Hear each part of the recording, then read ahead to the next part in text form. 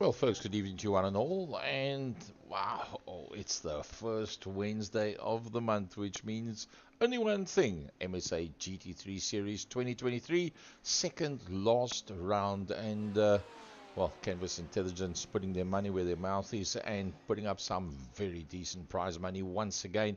And as we said, MSA, Motorsport South Africa, GT3, the most popular series out there. And joining me in the studio, the voice of West Province Motorsport, the man that will be joining me in the air early on Saturday morning, going up to Elders Scribanti, Frankie Ickx. Good evening to you.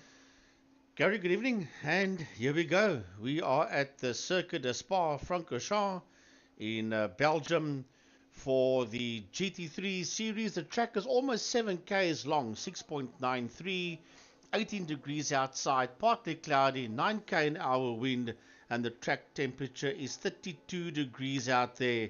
This is going to be fantastic stuff. 10-minute qualifying, 90-minute race, and it's brought to you by Canvas Intelligence, and a big thanks to Gaza of Second Gear Productions and Motorsport South Africa. Yep, we are sanctioned by Motorsport South Africa, and it's official. You will be recognized by MSA at the end of 2022 and now at the end of 2023 as well. So the first man we got out there is Julian from iRSA. Remember, they get a warm-up lap and then they get 2 flyers inside of the 10-minute qualifying. Then the computer will kick them off and they will then grid up from there. Raymond Duggan also out on circuit, and he's one of the BMWs. Stephen Cakebread is out there as well. And then, Frankie, we've still got the guys that love the Porsches. Yes, Andrew Thomas of Racebook Media is out on the track. There's quite a few of those Porsches. There's Zach Forster. He's the first of the 2 Mercedes-Benz cars, Zach in the Monster Energy Merc. Then the Ferrari of Noah Hendricks. He loves that black color scheme with no sponsorship on that Ferrari of his. Then Tristan de Nobrega. Tristan the who?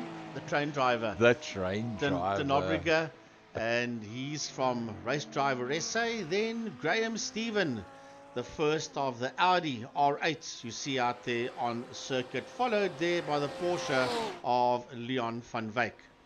The third of the BMWs out there, Corne Breed, and that's colors very similar to what we're accustomed to seeing Johan Ferry in. He unfortunately not in this evening. Sandro Macquarie, his favorite colors, Captain Peter van der Spey, and he will be on his way early tomorrow morning up to Port Elizabeth, to Elders Scribanti, taking part in the SA Endurance Series, which starts at 4 o'clock on a Saturday afternoon. John T. Weiss is also out there as well, and sporting the BMW shape for the Botha and the RDSA, or Race Drivers South Africa. There's 4 different guys that have chosen that specific livery, but Frankie, that's why I have him with me every time. He's got a better memory than me. We will memorize those numbers and make sure we get you the right person. Sujin Properties, and they must be very, very proud of this man. For Troy Dolacek in the Sujin Properties BMW. Then we've got the 24 Race Driver SA Esports, and that is Luke Lucchesi out there, followed by Chase Herald in the CHR BMW. That stands for Chase Herald Racing. Haha, that's Mr. Luke King in the Dot Soft BMW, one of our top and one of our front runners. And then Yuri Swart Jr., known to us as Oompie Swart, in the Durant Motorsport Ferrari. Then the man that is directly challenging, I think the 2 of them are the 2 highest point scorers to date, Oompie Swart and Byron Mitchell. And wow, what a buzz he had at Killarney in the rain on Saturday. Him and his lovely lady Kelly Fletcher both winning their classes in the Gauteng vs Cape Town Libra Challenge. Jason Kutsia always out there and looking good. Yeah, Jason Kutsia working his way around. Jason for Race Driver SA. Then we have got the Bigfoot Express Mercedes-Benz of JJ van der Merwe. The only other Mercedes-Benz car out there is van der Merwe. No, I lie, there is 3 of them. That man, Mr. Jacques Botha, out there with a 888 car. Those are the only Mercs out there It's JJ, it is Jacques Buerta and Zak Forster. They are the three Mercedes-Benz cars out on circuit. In the not too distant future, we'll start getting the times coming through. And I think Chase Herald's probably going to be one of the very first. Oh, Julian Familiaris, Mobile One V8 driver from Extreme Festival, goes to the front end of the grid. In there behind him is Troy Dolenchik, Luke Lucchese, Ompis. Oh, Graham Stephen. Graham Stephen pops up in the top 5 initially. And Tristan Nobrega says, have a nice day. Yeah, Chase Herald currently there in that 8th position. Graham Stephen just ahead of him. Willem Buerta just pips Noor Hendrik so far. Jonty Weiss gets himself ahead of Willem Buerta. Jacques Buerta popping in there as well. So 17 of them have posted lap times so far. And there is just under a second, 2 seconds separating the first 15 cars. Wow, this is going to be lovely stuff. There's no doubt about it. Look at that. So, Julian Familiaris, Troy Dolenchik, Luke Lucchese, and Umpi Swart. Keeping in mind that Byron Mitchell and Umpi Swart at this stage provisionally standing one behind the other. The two of them are the two highest points scorers so far. But Frankie, the first 7 within 0.6 of a second. Yeah, and the first, they are within a second of each other, but there's a big gap between, Jason could see us 0.5 of a second off Familiaris. Zak Forster is 1.1 off Familiaris, so those first 8 guys so far, if you include Jason Kutsia, Byron Mitchell, all of them that's now joined, and who's beginning to put up quicker laps, they are literally head and shoulders ahead of the rest from P9 downwards. Going to be pretty interesting. I see Umpi Swartz out on his second flyer, and he obviously wants to get himself onto the front row of the grid. He doesn't want to be decked the second row with Luke Lucchese, and to have Luke King and Tristan de Nobrega behind you. Ouch, you don't really want that. So I think you're going to find that Umpi's put in his banker lap 75 thousandths of a second off the front end of the grid. If you look at it, Troy 27 thousandths. Oh, Umpi, yeah, that's as far as he's going to go. That's the end of his timings. Let's see, is Luke King going to stand a chance of getting up onto the front 2 rows of the grid? Not impossible. At the end of the day, he's only looking at a smidgen. At his 0.1, less than 0.1 of a second. It's a couple of hundredths that he's looking for. So Luke King would be the probable, if anybody, that can break those 2 front rows of the grid. 7 minutes 33 into the 10-minute allotted times. It looks like Julian, Troy, Luke, and Umpi have already finished their allotted laps, and they have gone into the pits.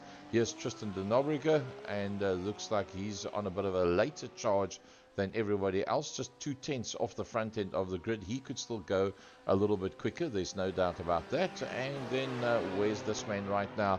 Yep, he's still got a couple of corners to go, and then let's see if he can break into those front 2 rows of the grid. Another man that's under a bit of pressure there is Byron Mitchell, but Byron Mitchell has already completed his laps, and he's not. He's actually still out on circuit. There's Byron Mitchell, so he'll be desperately looking to get off the 4th row of the grid and get a whole lot closer to where Umpi is. Because at the end of the day, the prize money and the laurels is between him and Umpi at the moment. So we keep an eye there on Mitchell, 0.4 of a second off provisional pole sitter. That's Julian Familiaris. Is Byron Mitchell. He currently finds himself there in that 8th position for Durant Motorsport, does Byron Mitchell. As a matter of fact, last Saturday at Killarney, Byron Height and myself had a good old chat there to Byron Mitchell, and I was talking to him about the iRacing, and he's pretty excited about the iRacing in general, and specifically tonight's event at Spa-Francorchamps. Remember that last week, Sunday, the actual Formula 1 roadshow was at Spa-Francorchamps, so now, less than a week later, all our GT3 iRacing drivers are on exactly the same track that the Formula 1 drivers were racing last week, Sunday. There's de Nobrega, He is currently in that 6th position, 2/10 of a second off Familiaris in that 7-0 car for race driver SA Esports. And he is there in P6. He is the 7-0 Porsche of Tristan de Nobrega. Well, let's see how this one's going to play itself out. Here comes around the last corner. Can Tristan go from third row on the outside? We saw what happened to Oscar Piastri. Nope, he's not going to complete that one. He's definitely out of time. And there is the 10 minutes that was allotted. That is now gone. So let's have a look at that grid. Ooh, man, this is going to be beautiful stuff. So, shooting from the iRSA and Troy Dolenchik from Luke Lucchese and Umpi Swart, looking from Tristan de Nobrega and Jason Coetzee and Byron Mitchell round out the top 8. Then it's Zach Foster from Switch on. Zach Foster from Graham Stephen, Chase Herold from Andrew Thomas, Jonty Weiss from Willem Poorter, Jacques Poorter from Noah Hendricks, Peter van der Spey from Leon van Wyk, and then row 10, this Corne Breed from Stephen Cakebread. Yo, this is going to be good. 3 more out there, Sander Bakari, JJ van der Merwe, and Raymond Duggan of RAD Racing. So let's go and have a look, see how that lot's going to play out on circuit. And that's what it looks like. And, well, any predictions, Frankie? Apart from it's going to be hard and fast. You'd be crazy to predict anybody at this point in time. Or at this point in time. They haven't got away yet. So they are basically lining up in Blanchimont. That's where they're going to be lining up. And then, or just before Blanchimont, as a matter of fact. Then they'll go through Blanchimont, through the bus stop chicane, onto the home straight, and then into turn 1, which is La Source. So you can see there where the cars are lined up on the track map. That's just coming out of a Stavelot. And they're just there before they get to Blanchimont. Oh, what a beautiful sight that is. Julian from the RS and Troy Dolenchik on the front row of the grid. Now, Julian from the RS surely watched the Grand Prix on Sunday, Frankie. Will he be wondering if he's going to get, that's how we call it, kniped going into turn number 1? Or does he trust Troy Dolenchik to ensure that going down into the source, he will not have any problems? Well, yeah, you see, you want to get through the sources as soon as possible. You don't want to dive in there where Oscar Piastri dove in with Carlos Sainz. Was he right or was he wrong? I think it was a bit of a over-eagerness, just my point of view, only my opinion, and it's only just an opinion. I think he was a little bit over-eager. Rookie mistake, the gap was open. He should have known that Sainz was going to cover that line, and he put his nose in there. Did he back out of it, which he should have done? Yes, he did, but I don't think he backed out enough. And then there was contact between himself and Carlos Sainz. But that's just my opinion. Doesn't mean that I'm right. So they are now working their way through that bus stop chicane S's onto the main straight. The safety car is already in a pit lane, and it's green lights, and away we go as they drop the hammers and race down into turn number 1, into La Source. Let's have a look and see if there's going to be any chaos here. And look at Familiaris trying to sneak around the outside of Dolenchik, and Dolenchik is also trying to get back at him again, and into the lead goes Dolenchik. Dolenchik from Familiaris from Umpi Swap. Then right behind them is Luc Lucchese there as they work their way through Eau Rouge. From Eau Rouge up the Camel Straight. Into Radion, and then onto the Camel Straight, where they will race down into that right left-hander that's called Lecom. Oh, Troy Dolenchik, lovely stuff from Julian from the RS. They all got through there pretty neatly, going to the front end of the field. Troy Dolenchik leading out, very, very nice. Only accident that has been so far has been Corne Breed, and we'll show you that one now. Now, Julian from the RS from Umpi Swart as they work their way through. Luc Lucchese in that 4th position, looking there on a regular basis where it really counts, and looking you can never count out. Jason Coetzee having a pretty good run so far, and this is what it looks like if you're sitting in the number plate holder of Jason Coetzee's car. Jason Coetzee for Race driver SA sitting out there in that sixth position as they busy work their way around this track. That is from that wheel of Coetzee, and is looking at Luke King just ahead of him. We'll put up the battle box and the intervals for you now so you can see exactly how close these guys are. Look at that, the first 18 cars all within a second of each other, as Jason Coetzee is sitting there in that sixth position, 3/10 of a second behind Luke King. But this matters not, because the first 16 cars are nose to tail as they race through Blanchimont and work their way now towards the bus stop chicane. Well, somehow Troy Dolanty's got a bit of a gap between himself and Julian from the RS. Umpi Swart all over the back of him. Then the white one behind that is Luke Lucchesi. Then the red, white and black, that is Luke King. Jason Coetzee directly in behind that as they work their way out of the chicane down to the source, and Umpi Swart looks to be the man to catch at 2 minute 19.8, the only person on the opening lap, or lap number 2 should I say, that actually dropped inside of the 20s. Right, so they work their way up Eau Rouge. It's a heck of a hill from Eau Rouge. They work their way towards Radillon, and then the Kemmel Straight. That is the quickest part of Spa-Francorchamps before they work their way into Les Combes. There is Jason Coetzee sitting there in that sixth position, and there's 5/10 of a second between himself and Luke King. Coetzee busy coming through. Right behind Coetzee is a 21 Durant Motorsport car, Byron Mitchell.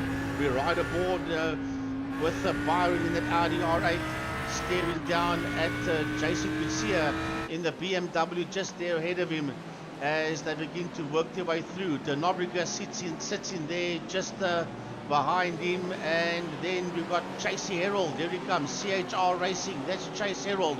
5/10 of a second between himself and Mitchell. And then we've got the second of the, well, actually the second of the Masters, I can say, if I could call them that. That would be Graham Stephen in the Gulf oiled Audi R8.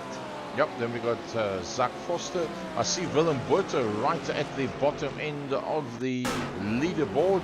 And that's what happened to Willem Botha. He just whacked it into the wall. And looks like he had a bit of damage on that one, because that car doesn't look like it's running too straight at the moment. And unfortunately, that is what took Willem out. But he did try and get onto the track pretty safely and ensure that he didn't make contact with anybody. So well done to Willem as Troy starts to stretch the legs on Julian from the RS. Yeah, and right behind him is Yuri Umpi Swart. So the two Durant Motorsport cars are sitting second and third. Then Luke Lucchesi is there in that fourth position for Pantera Racing and for Race Driver SA as we ride aboard here with Yuri Swart Jr. staring down at Familiaris, 4/10 of a second at Golachek. No, now Luke Lucchesi is the quickest man out there, 2:17.024. So he's turning up the wick. That's pretty very quick, make no mistake, all the way down towards Eau Rouge. This is the corner that's had so much chatter about it. Some of the people saying the modern era, the cars are just too quick and it's too dangerous. There's not enough runoff area anymore, and it's super duper dangerous according to some. Either way here. Oh, look at that. Troy closes off the inside line. Julian immediately goes to pick up the slipstream there. Umpi just stays on the line that he was, nice and smooth down to third gear. Carries good pace into that complex of corners, and that helped him on the entry to Les Combes. He made up quite a bit of ground and now finds himself just 3/10 of a second off the back end. Another man that's having a pretty good run right now is that man, Jason Coetzee, all over the back of Luke King. Yeah, and right behind them is right behind Coetzee is Byron Mitchell. He's also coming into play as well, is Byron Mitchell, and right on his case is De Nobrega. There Mitchell goes through. Right behind him is a 7-0 car of Tristan De Nobrega, chasing down that 21 Durant Motorsport Audi R8. And that's what it looks like from the Audi R8 of Byron Mitchell. Just ahead of him you see Jason Coetzee, and ahead of Jason Coetzee you can just pick up there Luke King. So that is on board with 7th place man, Byron Coetzee, and he's 3/10 of a second behind, Byron Mitchell, sorry, and he's 3/10 of a second behind Jason Coetzee. Well, there's nothing much between them at all. If you really look at the way they're riding at the moment now, I think it's pretty much anybody's game, but Umpi Swart is closing on Julian Familiaris. Yeah, Yuri is closing 2/10 of a second between himself and Familiaris, and it looks as if Dolacek wants to play the escaping game. He's nearly a second ahead of the combination of Familiaris and Swart in those two Ferraris. And then they've got Luc Lucchesi, the first of the senior boys, if I can call him that, right in there with them. Right through La Source they go. And it's not so much Eau Rouge that is the problem in world motorsport. It's more Radion. That is the one that the people are saying is causing problems, because Gary, they're going through Radion there. Now that is literally between Eau Rouge and Radion. That's a blind left-hander, and in the wet, in the rain, in the mist, if you get it wrong there, well, you are in serious trouble. As a matter of fact, Max Verstappen had a bit of a snapper going through that part as well on last Sunday. And even he said in the post-race interview that it was pretty scary. Yeah, no, it was. He had to catch it very, very quickly. Look at this one. Zak Foster all over the back of Graham Stephen. Now, Graham Stephen has dropped a bit off the back end of Chase Herald, and he's got a bit of a train behind him. Excuse the pun, Mr. De Nobrega. That is Graham Stephen from Zak Foster with Jonty Weiss and Andrew Thomas in there. That is that group of four that you see working their way through. Jason Coetzee is still pretty close to the back end of Luke King, but Troy Dolanchik, I think, is now starting to stretch his legs just a little bit. Let's have a look at the best times so far. Who's been the quickest out there? And it's still Luke Lucchesi at 2 minutes 17.0, but keep in mind that within a hundredth of a second, you have all of the other guys there, Troy, Julian, and Yuri, and in fact, within 2/10 of a second, Luke King and Jason Coetzee as well. So Dolacek of Sujin Properties trying to break the toe here on the other guys behind him. Remember, he did not qualify in pole. He got his nose ahead of Familiaris coming out of turn 1 out of La Source, and for 9 minutes he has not looked back so far. But there's still a long way to go, and obviously a pit stop that needs to be done. Through the bus stop chicane, they work their way to complete a lap and start another one as they race down towards turn 1, racing down towards La Source. That is very, very difficult.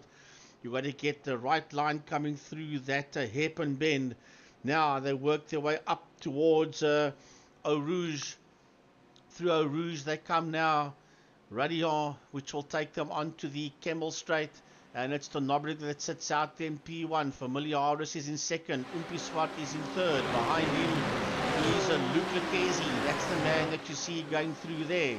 Then behind Luc Lucchesi is Luke King and Jason Coetzee as they work their way towards Lacombe.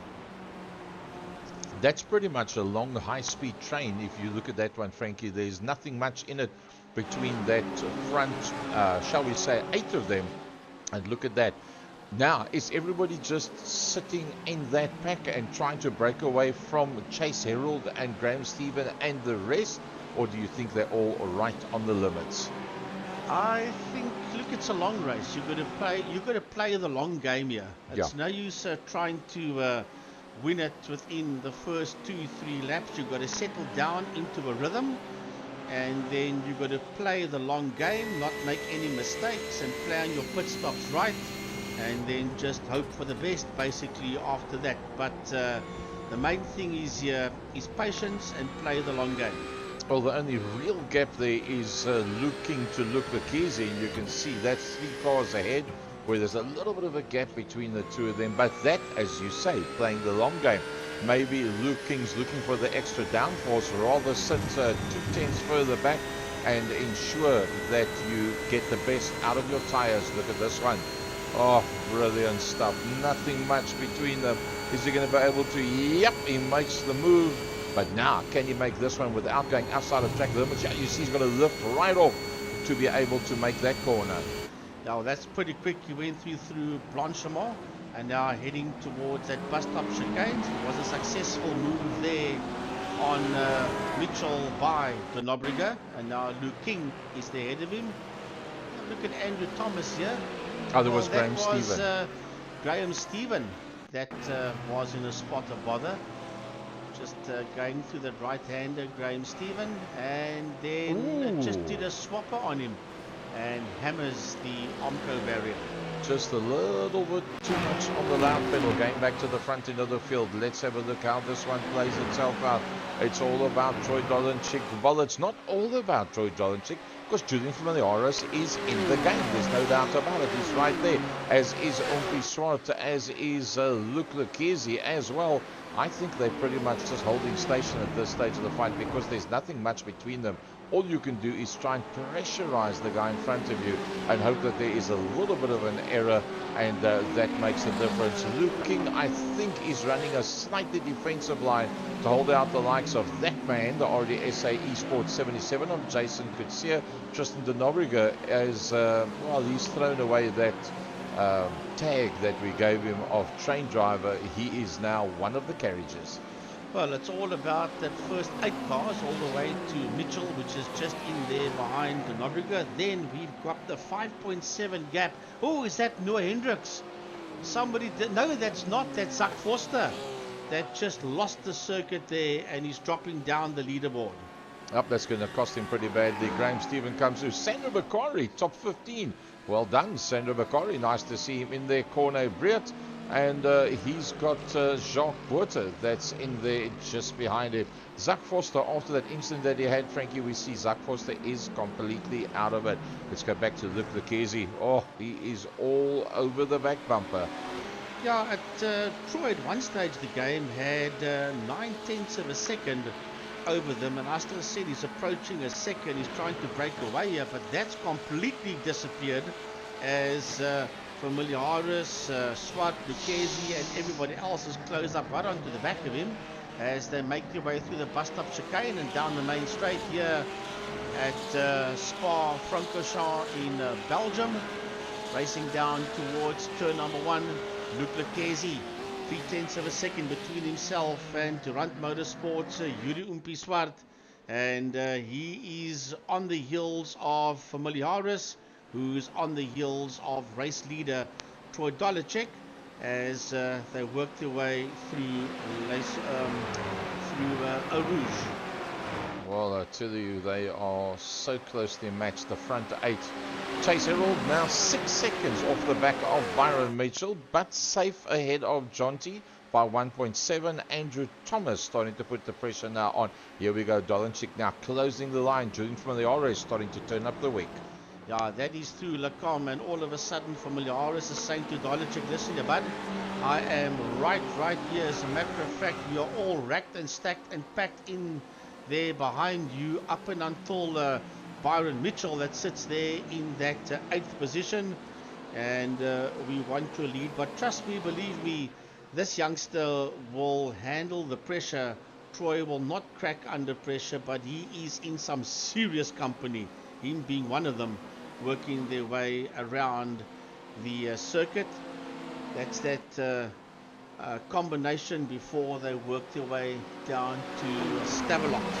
Oh, it's referred to as double gouge, but you never hear the international commentators referring to that name at all.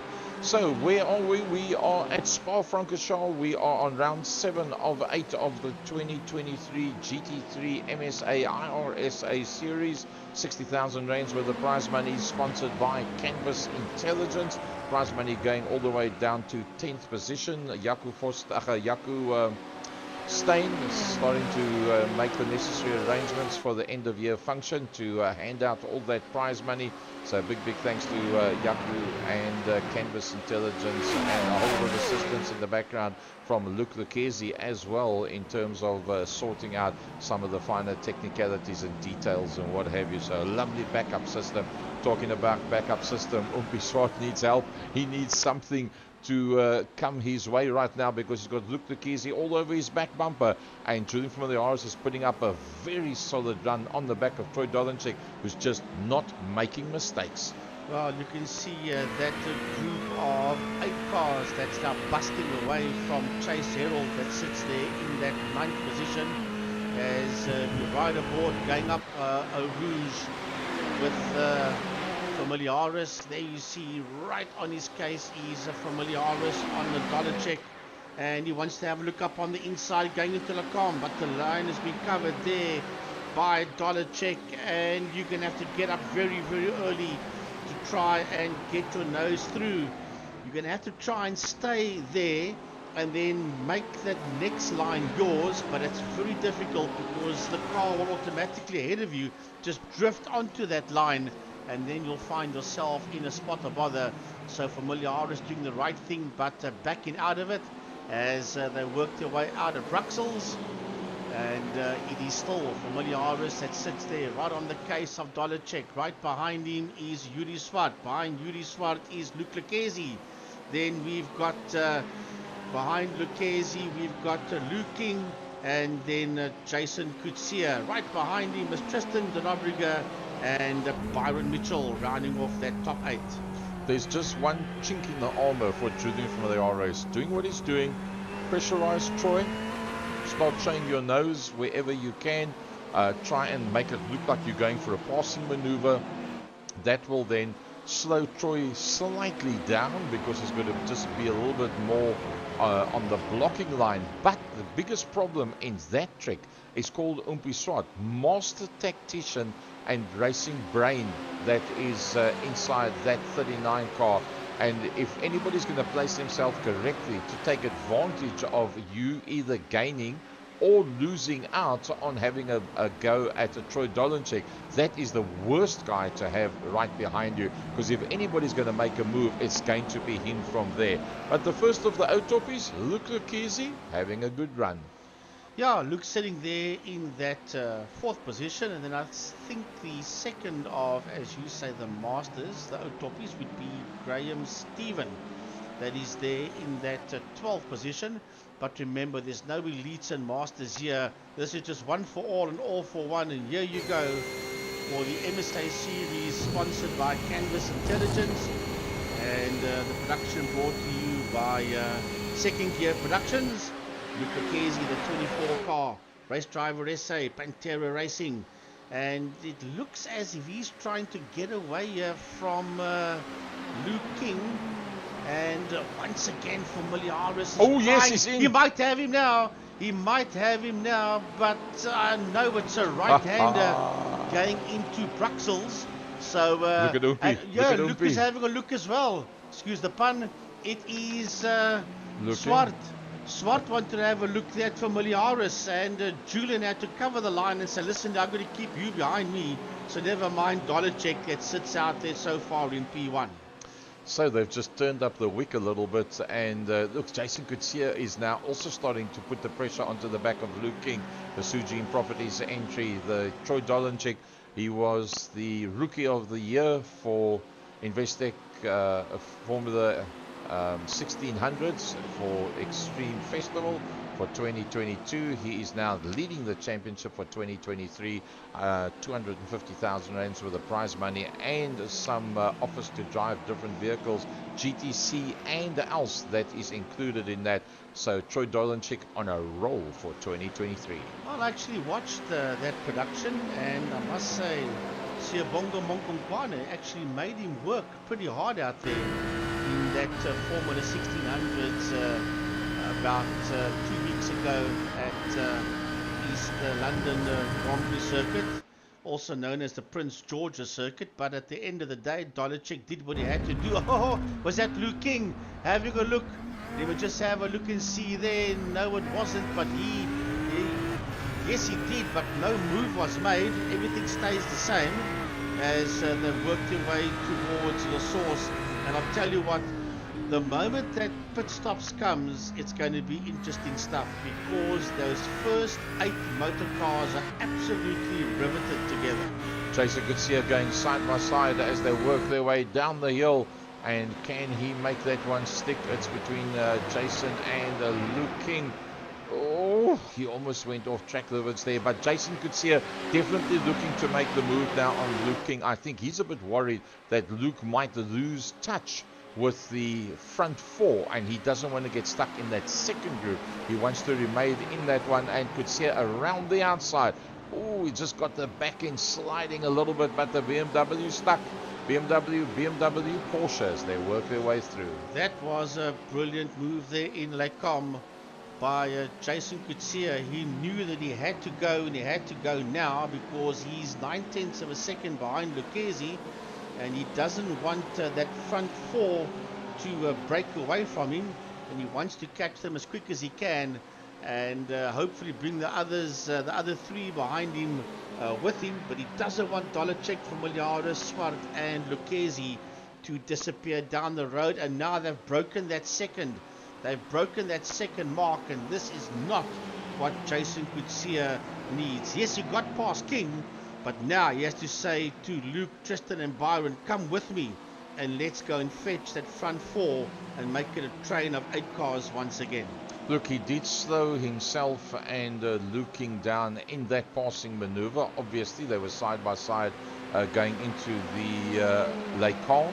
So I take it that did cost him a little bit of time. The question now is, can he close that gap? Because if he can't, it then becomes a four-way battle between Troy, Julian, Yuri and Luke, because they are very much on the same pace, and they are not slowing one another up at this stage of the fight. Knowing the caliber of these front four, you might find that they thinking, let's not mess one another around, let's break away from the other four, and then we fight it out thereafter. 23 minutes of 1 hour and 30, and it's staying very much the same. Jason Coetzee not closing on the back end of Luke Lucchesi. Right, so they have now eventually broken away, and this is what that second group of 4 cars, as I said, does not need, as they make their way up Eau Rouge and head down towards the Kemmel Straight. Luke Lucchesi there in that 4th position, hunting down the 2 Ferraris ahead of him are Familiaris and Swan, and look at Dolacek already driving defensive lines and then opening up before he goes into Les Combes.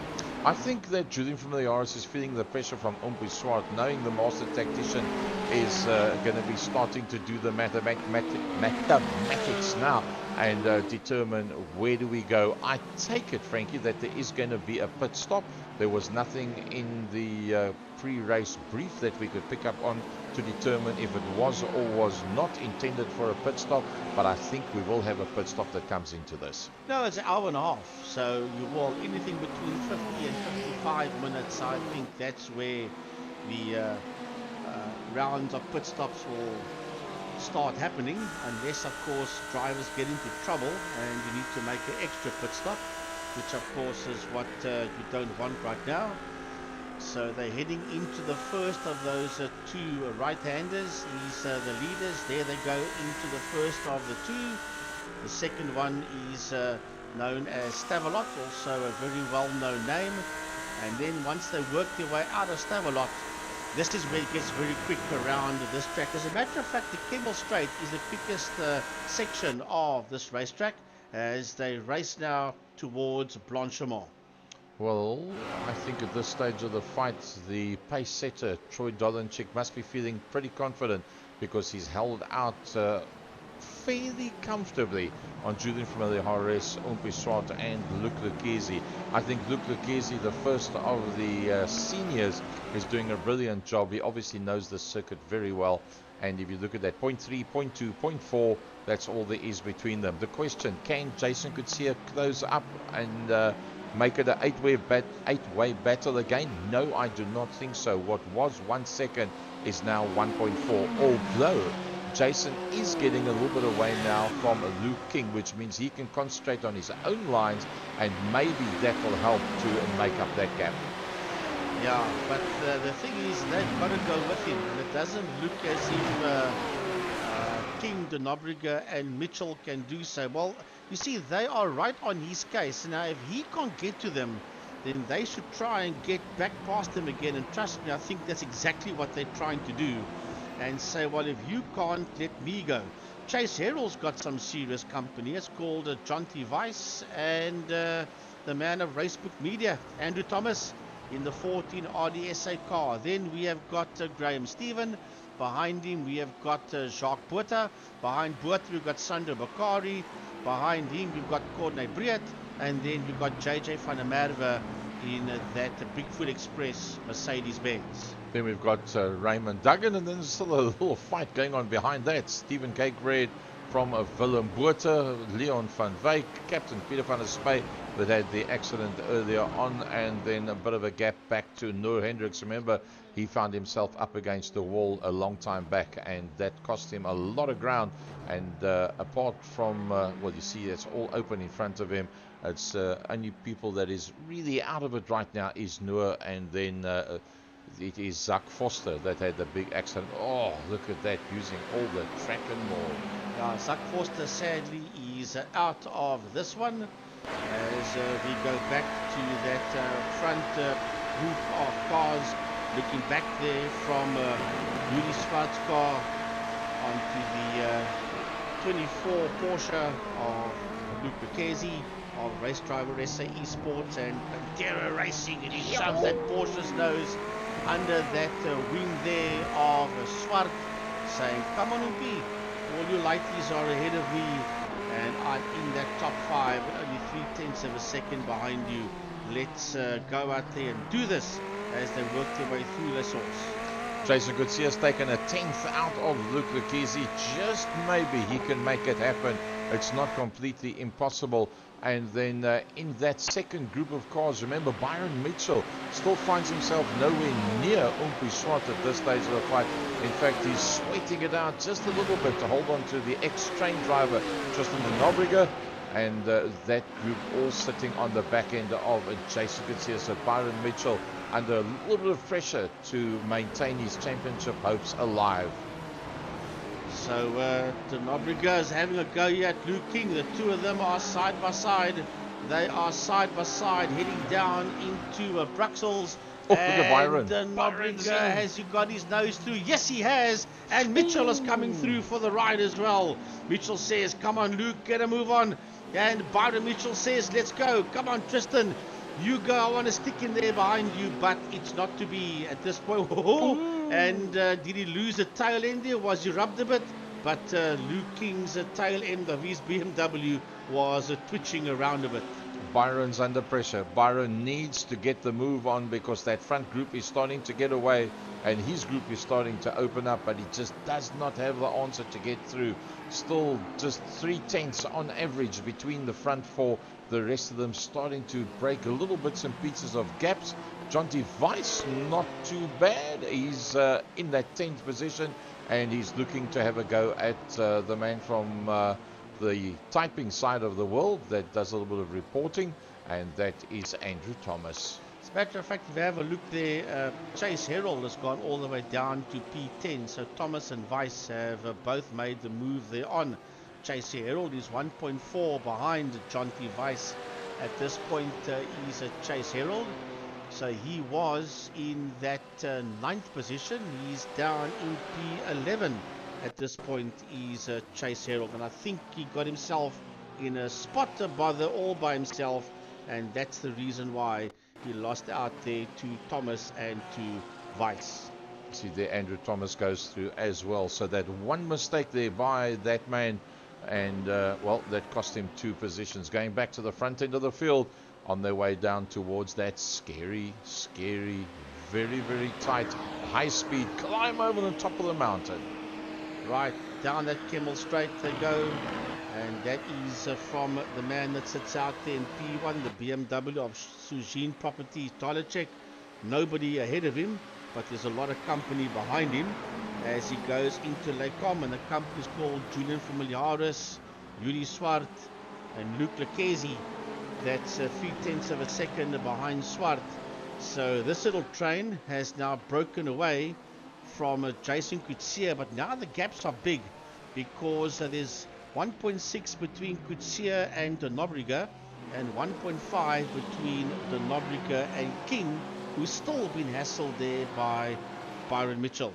Jason Gutierrez was a second off the back end of Luke Lucchesi once he made that maneuver on Luke King. Luke King, since having been passed by Tristan De Nobrega, Jason Gutierrez getting it down to just on a second. Now we are back to 1.4, and I somehow don't know. He's going to need something to happen up front, or pit stops. We just saw Jacques Butter that was in and out of the pits.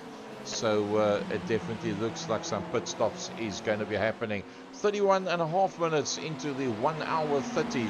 Race number 7 of 8 races. MSA iRacing South Africa GT3 2023. Proudly sponsored by Canvas Intelligence and brought to you by Second Year Productions. And a big thanks to Motorsport SA as we have a look at Luke Lucchesi there in that 24 car for Pantera Racing, race driver SAE Sports, as they work their way through the bust-up chicane. And Jason Gutierrez getting closer. Jason is getting closer. There's 1.7 between himself and Luke Lucchesi. And De Nobrega is also slowly but surely closing up once again there on Gutierrez. There, the two of them go into the right-hander. And they've now broken away from Luke King, who's still been hassled by Byron Mitchell, 0.4 of a second between himself and Mitchell.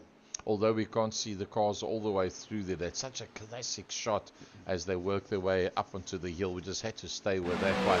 So it's let's go from the top, Frankie. Troy Dolenchek, pretty much from turn number 1. Well, that might change. It might change. Julian from the RS is up alongside him. He's going to be not deep enough to be able to force himself through on that second part of the corner. So it's Troy Dolenchek that has led pretty much from lights so far, from Julian from the RS, Henri Pescarolo and Luke Lucchesi. Those four having made a bit of a gap on Luke King. Luke King eventually being passed by that man, Jason Gutierrez, who's now dropping off the back end of that pack. It's now 1 minute and 1.7 seconds, should I say. Tristan De Nobrega closing up on Jason Gutierrez, also getting a bit of space between himself and now slightly slower than earlier on Luke King. Byron Mitchell also just not been able to make up any places to get up towards where he needs to be, and that in fact is where Henri Pescarolo is, because that's the man that's closest to him in points on the championship log for 2023. A bit of a gap back to Andrew Thomas. Andrew Thomas holding out pretty well there on a Jonty Weiss. Not really getting a gap at this stage from a Chase Herald that's just outside of the top 10. A bit further down, I see in that 13th position, Sandro Bakari has got Corne Breet there in with a fight. There's only 0.2 of a second between the Ferrari and the BMW. The Ferrari of Bakari and the BMW of Breet that sits right there behind him. And then in 16th position, Stephen Kijkbreed's got a bit of a fight. He's got Leon van Wyk and Captain Peter van der Spey there with him. There comes Raymond Duggan. He's okay. He's 5.3 behind Breet. And then, that's the fight I'm talking about. Stephen Kijkbreed right there on his cases. Leon van Wyk followed by Peter van der Spey. And that's a fight for 16, 17 and 18 that you see busy working their way around. So let's go back towards the front end of the field. There's our front four coming into view. Nothing much between them. Jason Gutierrez has dropped just a little bit further off. Jason Gutierrez now on a 1.8. Tristan De Nobrega is definitely closing on him. There's no doubt. Well, once again into Les Source, it is familiar Harris that he's showing his nose all the time to Dolenchek, and Troy knows by now exactly what he's going to do. So he's going to have to do something else somewhere else if he wants to try and get his nose ahead of Dolenchek, as we ride aboard here with De Nobrega. That's in that 6th position, staring down at the back end of that BMW of Jason Gutierrez. There's Jason's BM just ahead there of the De Nobrega Porsche. And I see that Leon van Wyk has made his way into the pits, 35 minutes. That's a little bit too early. He's obviously got his reasons, or there is another reason why he's in the pits, as this group of cars work their way around, and Rodriguez still there in P6, and he is 6/10 of a second onto the back end there of the Jason Kutsia BMW. Starting to fight back now onto the back end of Luke King is in fact Byron Mitchell. Yeah.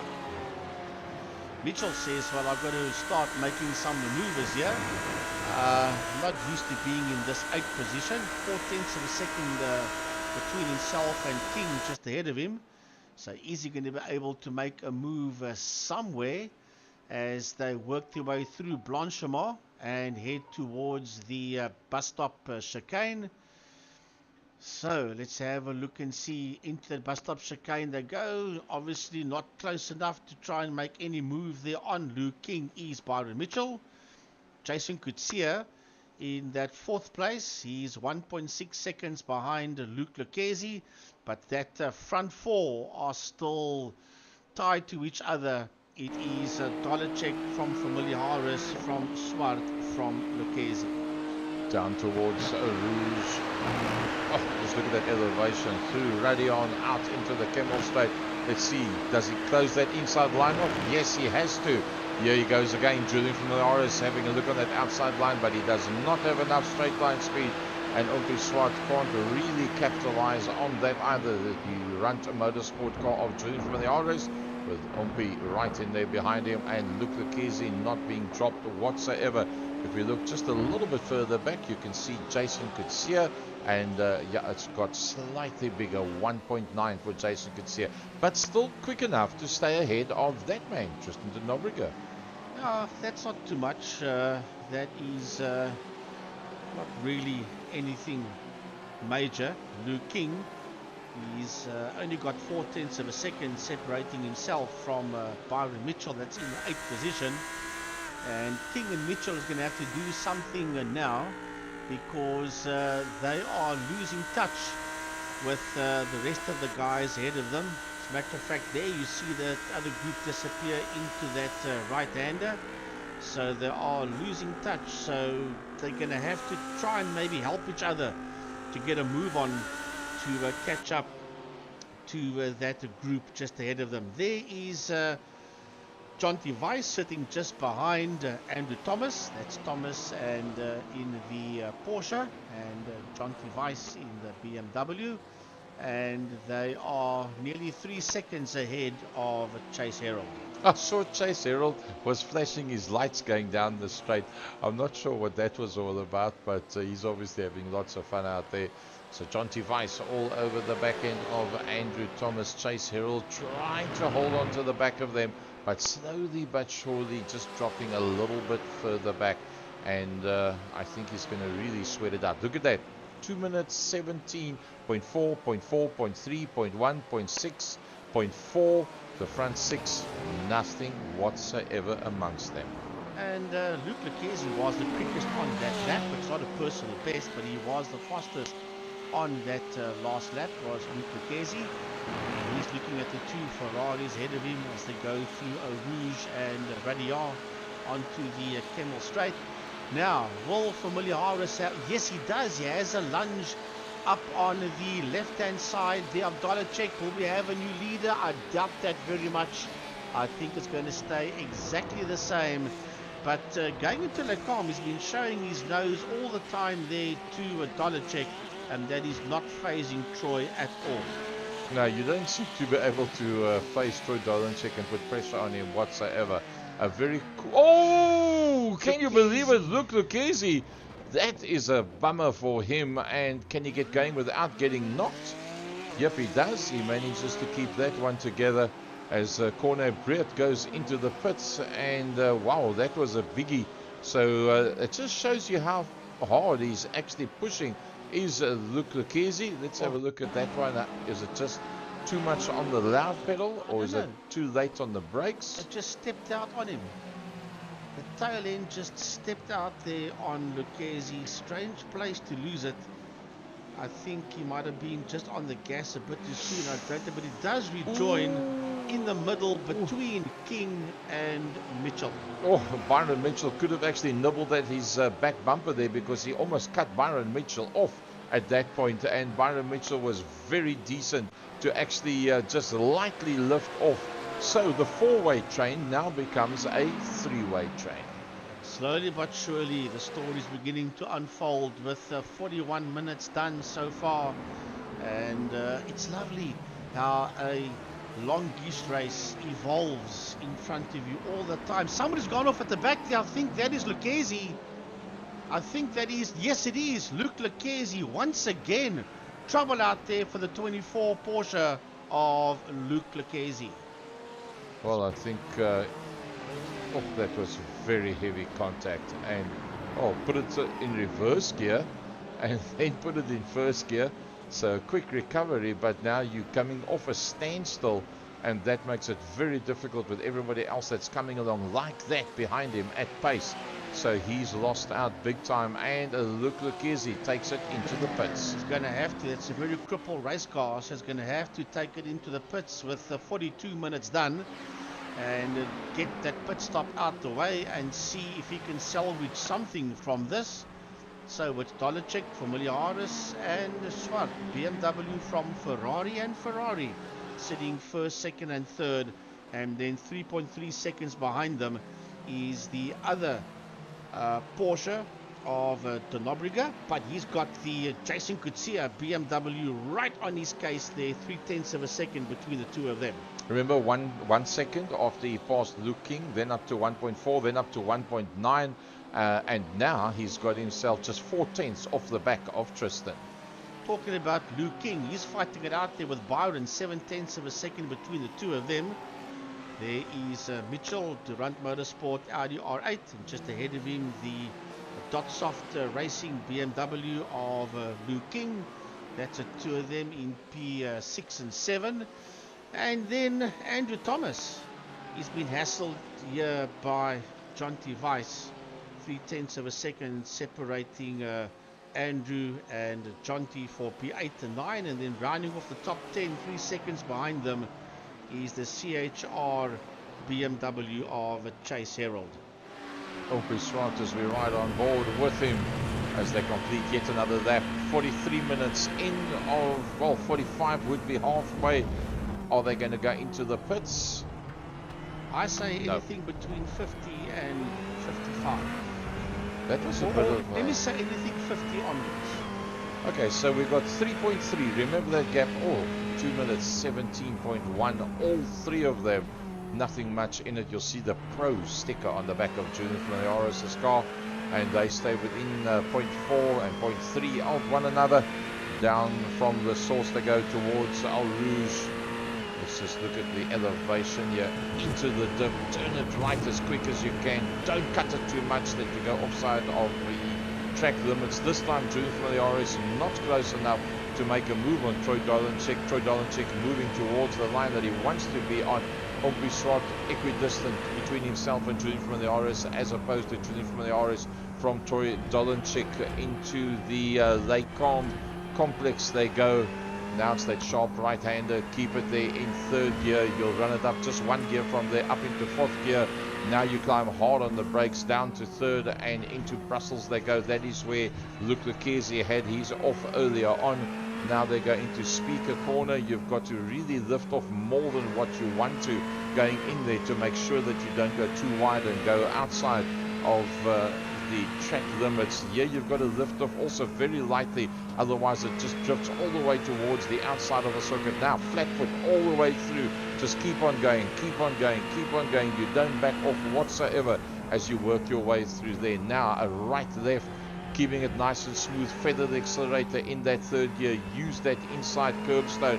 Now this corner is very important because this is where you're going to get the run going out into the long straight. So you use everything that there is, that whole extra section on the outside. Turn in very late on that corner so you don't go too far towards the outside. Now flat foot all the way through, unsighted into the exit of the next corner. Work your way through all the way through in sixth. Now maybe just a light lift, just like that, just feather it slightly. Now you're going to be extremely accurate on the brakes. You see the white line, where they hit the white line, that's where you hit the brakes. Here you go all the way down to first gear, and this is where you can spin yourself out very easily. Rotate that car as quick as possible, get it into a straight line, get the hammer down, work your way across towards the left hand side. Look at the stripe that comes across the track just before the corner, and bang, that's where you climb on the brakes. Now you want to rotate it as quick as possible to get the hammer down so that you can get the drive going down the hill, and that's 3/4 of a lap around Spa-Francorchamps with the GT3 Series, sponsored by Canvas Intelligence 2023, round number 7. Frankie Yennis and Gary Fleming, Mike Side. The production brought to you by Second Gear Productions. Well, Trud Dolacek has got the quickest lap out there. I just saw the purple lap before it disappeared off the screen there, but here comes Yuri Swart. He's had enough of looking at the familiaris ahead of him, and he's made that move. He's made that move stick, and eventually Dolacek will now see the Swart car behind him and not the familiaris car behind him, and this could be a whole different ball game now, because Yuri was sitting behind Julian all the time, and Julian was showing himself and couldn't make the move and just kept on doing it lap after lap after lap, and when it mattered, Umpi went through. So now the question is, are the Durant Motorsport guys working together? Julian saying, I can't get him, I'm trying, let me open the door, you go through Umpi, or was that just a plain Jane overtaking move there by Umpi on Julian? That, of course, we won't know. But there are team members, remember, for Durant Motorsport, Yuri and Julian. So let's see if Umpi can make any impression on Dolacek. There is Tonobriga in that fourth position. He's been hassled heavily there by Jason Kutsia, 6/10 of a second between the two of them. And then we've got Luke King, who's now just over a second ahead of Mitchell, that's in that 8th position. He is 17 seconds ahead of Andrew Thomas, who's still been hassled heavily by the BMW of Jonty Weiss. In the background, 3.3 behind them, is the BMW of Chasey Herald. Well, they dropped him initially to around about the 3.1 second mark, but they haven't been able to get rid of him completely. He remains there in that 10th position. No pressure from behind whatsoever, because we find that Raymond Duggan is 24 seconds further back. 2 minutes 16.9. Umpi Swart putting up a very, very quick lap time on that specific lap, and I think that Umpi is going to try and close that back. 0.7 of a second. Can he close it down? Can he get away from Julian? I think 2 laps from now, if nobody goes into the pits, they'll all be on top of one another again. I'm watching that 12th position. Buerta is there in P12, and under a second behind him is recovering Luke Lucchesi. That one step 12th position from Buerta, keeping in mind that Buerta himself had hassles out there. He was right up against the wall early on in the opening stages of the race and dropped all the way down towards the tail end of the field. So Buerta is busy making a recovery, and for that matter, so is Luke Lucchesi behind him, as Raymond Duggan in P11 hits the pit lane with 50 minutes done. Keep in mind that Willem Buerta and Luke Lucchesi have both been into the pits already. So although Luke is down in 12th, Willem's down in 11th, they're not actually that far out of the game at this stage of the fight. Jonty Weiss and Andrew Thomas, it carries on. 49 minutes into the 1 hour and 30 of race number 7 out of 8 for Canvas Intelligence iRSA MSA 2023. Yeah, and still Luke Lucchesi, 0.3 of a second between himself and Buerta. That's that fight going on behind Chase Herald. There the two of them go. And out to the pits comes RAD Racing, Raymond Duggan. The man has got big iron brew on the side of that Beamer. Works his way out onto the circuit once again. And Jonty Weiss still hassling Andrew Thomas, the man of Racebook Media. Right, so do they come in on this lap? No, no, and no. They all come through. So the front three come through. What about Tristan? Tristan comes through. Jason comes through. Luke King, he's going to come through as well. Byron Mitchell is not going into pits either. And yeah, that is your front six. Nobody has gone in. A 2 minutes 16.807. That's Umpi Swart. That's closed up from 7/10 up now to 3/10 off the back of a Troy Dolenchek. Umpi Swart is on the move. Right, so Umpi is nearly a second ahead of Familiaris, so he's breaking away from Familiaris now. Let's have a look and see. This is the Camel Straight, heading in towards Lacombe. Dolenchek will be covering that line, and Umpi does not show his nose, unlike what Familiaris did, and he's just sitting in there. 0.9 of a second, so he wants to make it a second or more to get away under Julian Familiaris. Two of Cape Town's best going one-on-one. Troy Dolenchek and Umpi Swart, both of them champion and champion and champion again and again, year on year for so many years. And it sounded almost like Umpi Swart locked up the brakes there at 2 corners back. Let's just listen to the sound. Is he battling a bit with the braking on that motor car? And he's got connectivity problems at this stage of the fight. That's where the problem comes in. You see twice the picture has dropped.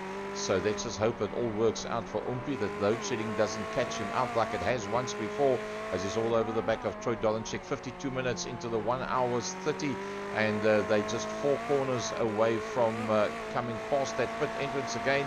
Is this going to be the lap that they're going to come in? 52 minutes done. Let's have a look and see where they are. They're working their way through Blanchemont, heading towards the bus stop chicane. Now, if you turn right at that bus stop chicane, you just keep on going straight. Then you dive into pit lane. Otherwise, you're going to continue. Let's have a look and see. They turn right. Will they turn left? Will they keep on going into the pits? No, they don't. They don't go into the pits. They turn left. And another lap is done for them. There is Dolenchek. There is Swart. There is Familiaris. There is Tomabriga. Right behind him is Jason Kutsia. Then a bit of a gap before we see Luke King, and then 1.5 behind him is Byron Mitchell, sitting there in that 7th position. A little bit further back, here comes Andrew Thomas with his caravan on the back, which is known as Jonty Weiss. Nothing much between the two of them, been like that for an extended period of time. Breaking a little bit away now, that going up to 4.6 on Chase Herald. And as Chase Herald heads down into turn number 1, Luke Lucchese is now in P11. He's 1.4 ahead of Willem Botha now, so he made that move stick earlier on there on Willem Botha, did Luke Lucchese. Keeping in mind, as Gary said, Willem and Luke are the only two of the front 12 that's made pit stops so far. There is Sandro Bakari, and he's way down the road ahead of Graham Stephen, nearly 14.5 seconds ahead of Graham Stephen. That's already made a pit stop. Bakari hasn't, from P11 all the way down, has done one or more, except for Bakari, and as I so speak, Sandro Bakari makes his way into pit lane. Yeah, let's have a look, see what that one looks like when you come into the pit lane. That's what it looks like when you pull into your pit box. And yeah, that's just like a halfway down. Troy Dolenchek, Umpi and Julian have all gone through for yet another lap. Frankie, I'm going to hazard a guess that on around about the 1 hour mark, 15 minutes past the halfway mark, I think is when they are going to come in. And I'm going to hazard a guess that when Troy comes in, Umpi's going to stay out. Or if Umpi goes in, Troy will stay out. I don't think they will go in together. I'm going to hazard a guess at any time from now. We're approaching that 55. They're going through Blanchemont. Let's have a look and see. Am I right? Am I wrong? I'm just playing the guessing game. Tactician. I'm right. Senior tactician. Into the pits comes Dolenchek and Julian Familiaris, but Yuri stayed out. Troy's in the pits, Julian's in the pits, and Frankie's in the house once again. Oh, here we go. Look at this. Jason follows through as well, as does Luke King, as done Byron Mitchell. So the whole thing now is what is going to be the lap times that is going to be put up now by Umpi Swart. If he's going to inherit the lead, it's going to have to be a roundabout now that he's going to have to do some amazing laps. That's it. Andrew Thomas and Jonty Weiss also in the pits. Chase Herald as well. So they've all dived in except for Yuri Swart. And who's going to be the first one out? That should be Troy Dolanchik. Should be the first one that comes out because he was the first one that went in. Oh, change the tires. Fuel. Right there. Troy Dolanchik comes. Who's going to be the next man? Will it be Julian from the RS? Yes. Then probably Tristan de Nobrega. Yes. Then probably Jason Coetzee. Yes. Then probably Byron Mitchell. Yes, it is. Luke King on his way out as well. Now the next group of three have gone in. That's Chase Herald, Andrew Thomas, and Jonty Weiss. And then Willem Botha is now coming into the pit lane as well. So it all now goes about when Umpi goes in and when Umpi comes out. Does he stay ahead of Julian from the RS? Does Julian from the RS jump him? Does he make up that 0.7 of a second on Troy Dolanchik? How quick can you get into the brake marker going into the pit lane, and how quick can you get on the gas coming out? Remember, that's a long roadway coming out of the pit lane as well, which is basically on the side of Eau Rouge and Radial, and there's 3 bends in that exit lane coming out.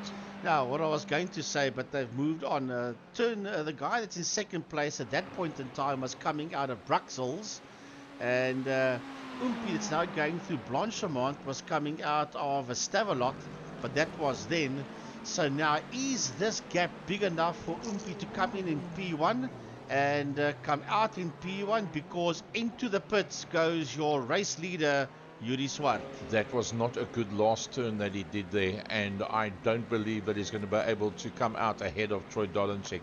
Can he somehow do the settings that he takes on maybe a little bit less fuel? Let's see what happens. Let's have a look from a slightly different point of view. Well, there you see him standing dead still. Here comes second, third, fourth, fifth, sixth, and seventh. They'll work in their way through a Blanchemont right now, and Yuri's going to have to go. He's going to have to get out of pit lane now, otherwise he's not going to hang on to the lead. There they come into that bus stop chicane, and he's going to be eaten up there by a whole group of cars. They're the first 2. Work their way into turn number 1, and Yuri is moving. Big wheel spin there by Yuri. Where will he come in? I think he's going to come in there. He made it. He comes out ahead there of Dolanchik. What? Can you believe it? He hangs on to that lead. That was brilliant timing there by Yuri Swart. Yeah, master tactician, and somehow, well, I suppose it was the only way he was going to do it. But keep in mind, Troy Dolanchik has been the pace setter up until now. Was he riding 11.7 all the way, or does he still have just a little bit in hand that he might be able to close on the back of Umpi and then do a passing maneuver on Umpi? Because Umpi wasn't able to do a passing maneuver on him. Neither was Julian from the RS able to do a passing maneuver on Troy Dolanchik. 1.1, 1.4, 3.7, 3.7. Remember those numbers. We're going to refer back to it in the not too distant future. Everybody has done their pit stop, Frankie. Let's go down the line and see where everybody's at. Well, it's a second or more, but look at Dolanchik. Here he comes. Dolanchik is now closed with under a second onto the back end of Yuri Swart. So this one's not done. We are approaching the 1 hour mark, and this one's not finished yet. Not by far, because Familiaris is 1.4 behind Troy, and one gets the feeling they're going to close up onto the back of Swart, and then it's going to be game on until we see the checkered flag. Here comes Tristan de Nobrega sitting there in that 4th position. 3.8 behind him is Jason Coetzee. There goes Jason for race driver SA Esports. And then right behind him is a Durant Motorsport Audi R8 of Byron Mitchell. Not that far behind is Luke King, but a little bit further back, but a lot closer now that everybody's been in the pits. Luke Lucchesi. Yes, Lucas 12.8, nearly 13 seconds behind Luke King, that's in that 8th position, and 5.5 seconds behind him is Jonty Weiss. And with that round of pit stops, Jonty Weiss has got his nose now ahead of Andrew Thomas. Can Troy Dolanchik catch Umpi Swart? Yes, on the leaderboard, it would look like it. I think that he will be able to do that. John Weiss keeping an eye there on Andrew Thomas. They've been pretty close. They've now slowly but surely went from 3 to 4, and last time we checked it was 4.8. It's now 6 seconds back to Chase Herald in 11th. Graham Stephen is a long way further back from there. Graham Stephen in 12th position, and then another 14 seconds further back is Willem Botha from Raymond Duggan, who's out of sync where we're accustomed to seeing him. And Raymond Duggan's got 9 seconds, so he's got a bit of space to play with 29 minutes to go, with Stephen Cakebread not that far behind him. But at this stage of the fight, the eyes is on a Troy Dolanchik. Remember, I said 1.2, it's now 0.9. Yeah, that's 0.9, and only 1.3 behind them is Julian Familiaris. Well, it's 1.4 now, chop and changes all the time. Familiaris and Byron Mitchell. Mitchell is catching up onto the back end of Jason Coetzee. There's only 0.6 of a second between Coetzee and Mitchell for P5. As we have a look at the top three going through your screen now. And this one could just change around, because Byron Mitchell is on a serious comeback here, and he wants that 5th position away there from Jason Coetzee. Byron's biggest problem at this stage of the fight is the fact that Umpi Swart, the man that's closest to him at the top end of the championship log, is actually leading this race, and this is going to be a very decisive round if you think about it, because if he can not make up any positions, and there's 5 places between himself and Umpi Swart, then it's going to be very, very difficult at the end of the day for him to be able to make that up in the last round. And if Umpi just does what he does best in the last round, no matter what Byron does, he can win it. If Umpi can stay in the top 4, which he normally does, that means that Umpi looks like he's well on his way to some serious Canvas Intelligence prize money. Well, not done yet. We've got, what, nearly 27 minutes before we see that checkered flag.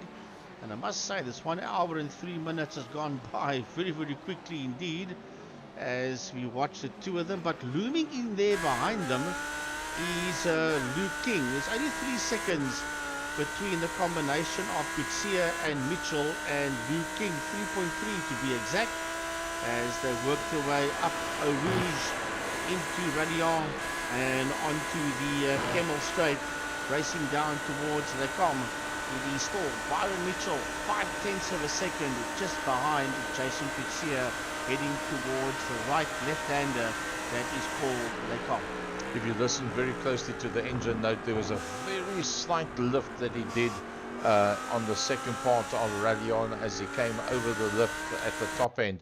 And I do believe that that was why he didn't manage to close up time-wise on the back of Jason. But you can see that the picture is dropping off once or twice there, and that means that his connection is not that strong at this time. So let's just hope that that does not affect him at all going into the last 26 minutes of this race. Troy Dolanchik closing up on Umpi Swart. Yes. Has anything happened further since we last looked? No. It's still on a 0.9 of a second. Let's have a look at the last lap times that they did. 2 minutes 16.9, 2 minutes 16.9, and they are literally 0.05 of a second between the two of them. So Troy, having closed up just a little, is not closing up any further. Familiaris had a personal best lap there of a 2:16.909, did Julian Familiaris in that 3rd position. But there are your top two, busy working their way towards the bus-stop chicane coming out of Blanchimont, and that is Swart and Dolanchik, and there is Familiaris working his way through as well as they cross the start-finish line to start another lap with 1 hour and 5 minutes done. Umpi Swart, Troy Dolanchik, Julian Familiaris coming through under the Spa-Francorchamps bridge. That's Tristan de Nobrega, Jason Coetzee, Byron Mitchell, Luke King. So Tristan de Nobrega has just eased his way a little bit further forward. Luke King not been able to make up that gap. Luke Lucchese still 13 seconds off the back of Luke King in that 8th. with 24.5 minutes to go. I don't believe he's going to go any further forward unless something happens in front of him. Jonty Weiss, Andrew Thomas, still inseparable. Yeah, and I see Willem Bottas had a personal best of a 2:18.188. The only fight on the track at this point is the one for Jason Coetzee's 5th position, because Biden Mitchell is 0.5 of a second behind him. So let's have a look and see at that. That's a fight for 5 and 6. That's busy working its way around. As a matter of fact, they are going into Bruxelles now, the two of them. And that fight is not finished yet, that's for sure. 0.7 of a second between these two. And furthermore, all the other guys are Donacek is still hovering that second, 0.9 a second behind Umpi Swart. But the closest one out there is this one between Coetzee and Mitchell. But on the last lap, there's 0.13 of a second between the two of them, and that means that Umpi's taken just a little smidgen, probably about the width of a wheel, a gap more between the two of them. I think Umpi Swart might just have this one in the bag. Looking at it from this point out, with 25 minutes to go, and looking at Troy giving it his everything and not being able to close that gap. If Umpi doesn't make any mistakes, I think it might be the way they're going to end. Umpi from Troy, from Julian, who doesn't seem to have too much of a problem to stay ahead of Tristan, but Tristan quite comfortable ahead of Jason. Jason having to cover off there on Byron Mitchell. Well, Gary, I don't know. Between those two that's sitting up there in front, they are two hot shots. The one's not going to give away for the other one. And when we get closer towards the checkered flag, I think time will tell. If I was Troy right now, I'd just play it out and have a look and see exactly what is going on. But he is now 1.1 behind Yuri. Is he taking it too easy, or is Yuri beginning to pull away? As a matter of fact, I'm looking at that fight for 9th position, and Andrew Thomas is also closing up on Jonty Weiss. That is that fight we saw. They were just under a second between the two of them at one point in time, but it's hovering around about the second mark is this fight for that 9th position between Jonty Weiss and Andrew Thomas. Amanda does a little bit of karting as well at the Western Province karting section. Troy Donacek 1.1 behind Umpi Swart, so there's never been more than 0.2 of a second variation in the last couple of laps between them. And look at that, they were within 2/1000ths of a second. That's about the thickness of a number plate if you had one of them on these motor cars. 0.002 of a second. It's almost impossible for two people in two different cars to be so close to one another in terms of lap times, and that in a Ferrari versus a BMW at the front end of the field. And then the first of the Porsches is in that 4th position in the hands of the Lobbriger. And the second of the Porsches is in P8 in the hands there of Luke Lucchesi, who on that last lap was quicker than Luke King. Yeah, but only a 1/10 of a second. And if you look All at the counts gap, at the end of the day. Oh yeah, no, definitely, no doubt about it. But let's have a look at the gap between the two of them. And still 13 seconds between Luke Lucchesi and Luke King, and with 20.5 minutes to go, I don't believe that that positions is going to change up unless somebody makes an error.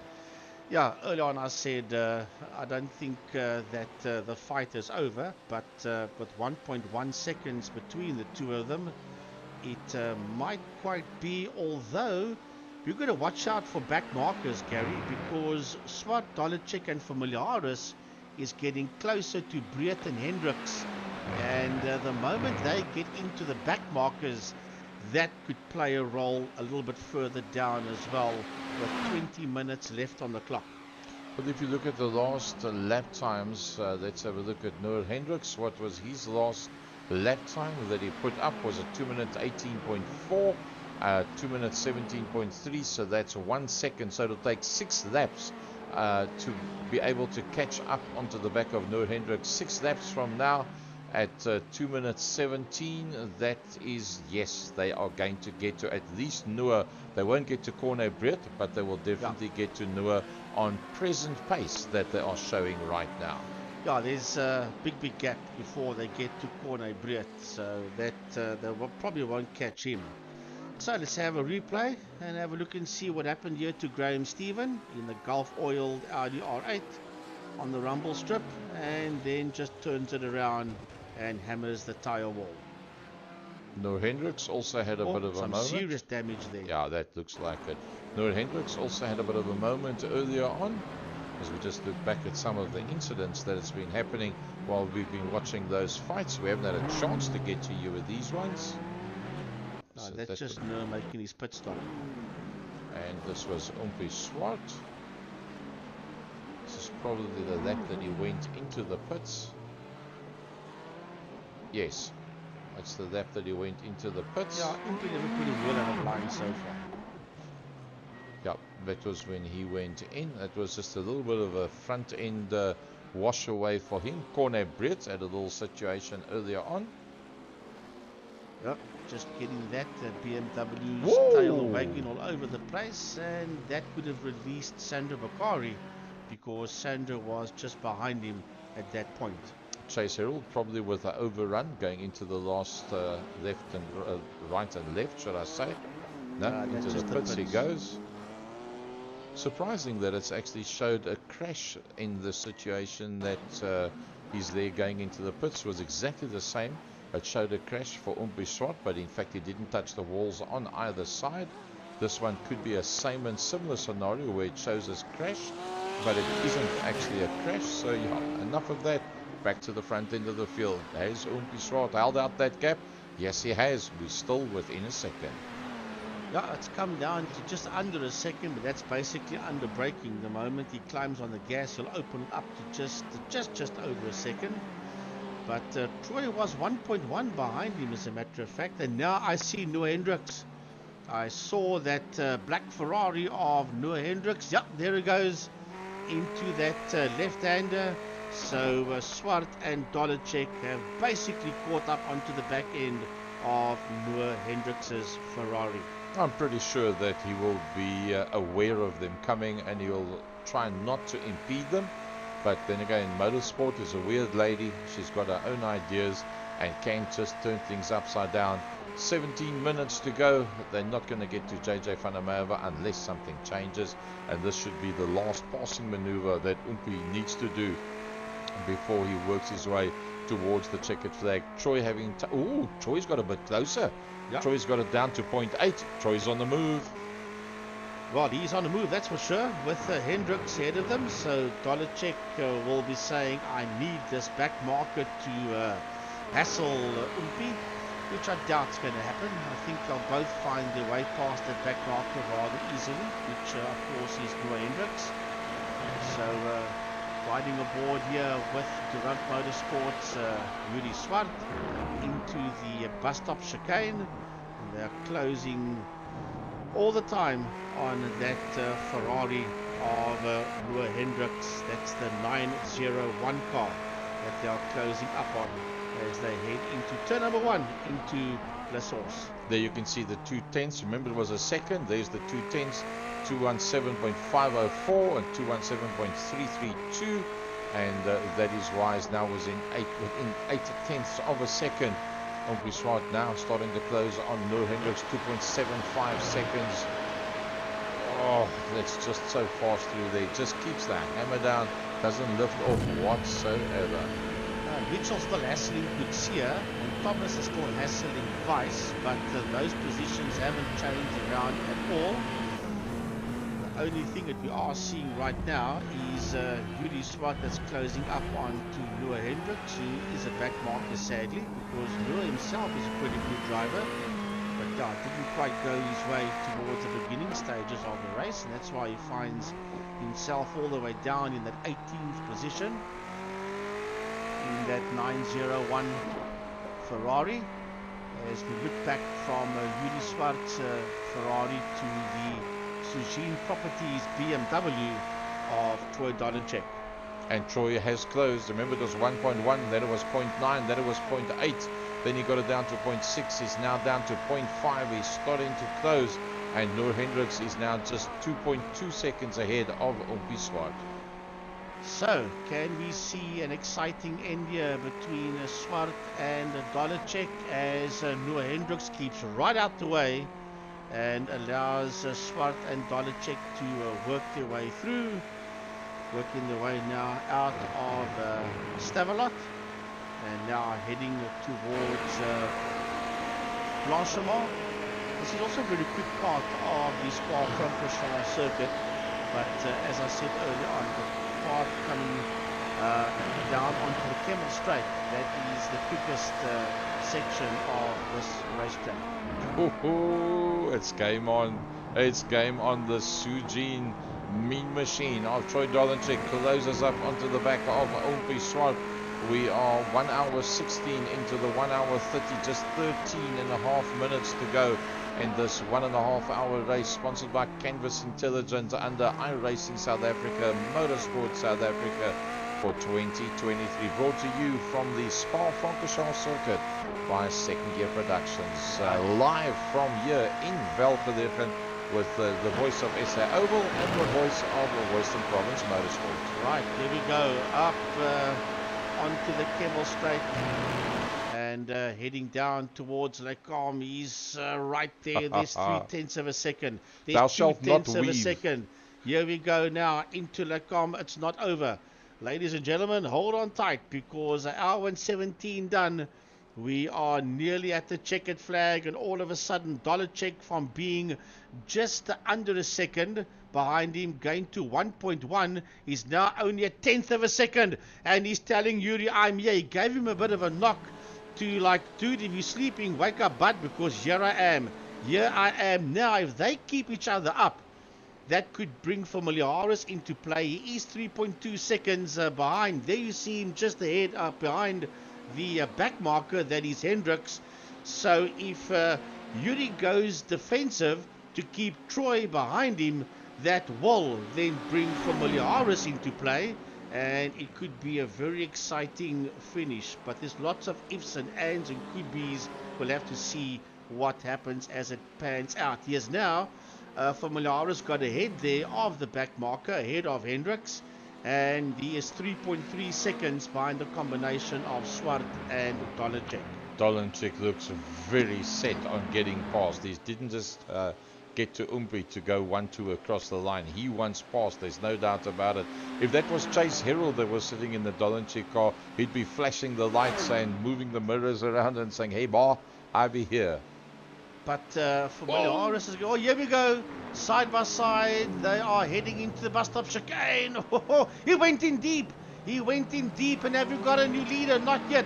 They are side by side across the line, heading down into turn number 1. Remember that Swart will have the line for Le Source, and he will lead them out of Le Source, heading towards Eau Rouge. There you can see in his mirror, that is Dolacek that's there behind him. Just look how close he comes to the wall now. Look at that, right up against the wall, trying to make as much space for himself to clip that curve, turn it in early, right over the top of the hill. Oh, he uses a lot of circuit. And look at Dolacek. Dolacek's closing. Dolacek is all over the back bumper, but he's going to have to go for the outside line. And Familiaris is now 2.9. He is getting closer and closer. Will Troy just hold that line? You beauty, he made slight contact. He drives around him on the outside, going into Le Calme. And with nearly 10 minutes to go, we have a new leader. It is Dolacek, but you better believe that Swart is not going to go down without a fight.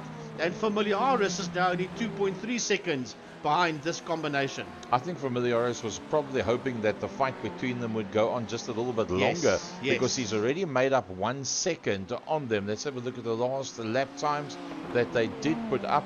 There you see 2:17.8 to 18.2, 2:17.6. So Julian was quicker than both of them on the last lap, but still only brings him to within 2.3, and that with 10 minutes to go. He needed just a little more of a fight between the two of them. Yeah. Umpi is accustomed to winning races. Troy is accustomed to winning races. both of them will believe that they can win this one, but on the present form, on the present state of their tires, Troy does appear to be the quicker of the two, and he has taken 0.8 out of Umpi, and I don't believe that in 9 minutes Umpi's going to be able to close that and then make a passing maneuver. Just like Umpi doesn't make mistakes, Troy doesn't make mistakes very easily either. Yeah, it's now 9/10 of a second. It's approaching a second. I think Dolacek is out of this one. He's going to just disappear down the road as they work their way through that bus stop chicane. I think that BMW just handles a little bit better. There is De Nobrega, and he's still been hassled there. Sorry, I'm talking Jason Coetzee has still been hassled there by Mitchell.